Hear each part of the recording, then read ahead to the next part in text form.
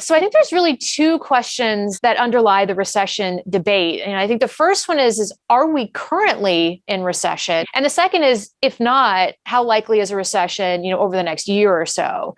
So starting with the first question, various commentators, maybe those in the financial press, have recently suggested the US economy is already in recession. And that's the result of a reported contraction in real GDP growth in the first quarter and what's likely to be another contraction in GDP in the second quarter. Now, the NBER's definition and methodology uses a much more comprehensive approach.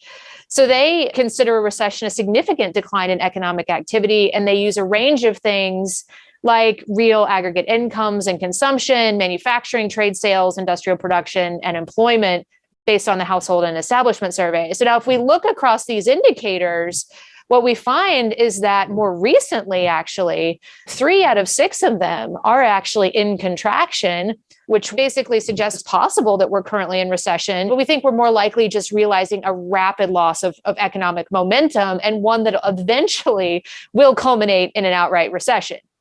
Now, there are other factors that lead us to believe that recession is more likely than not this year, and the biggest being monetary policy. Realigning inflation with target will require restrictive monetary policy. And because inflation now appears more broader based, more entrenched, targeting, just below trend growth, I think may not be enough to bring inflation back down. And I think it's increasingly likely that the Fed will need to target outright contraction and activity, to really get inflation under control. So that's why we think recession is ultimately inevitable.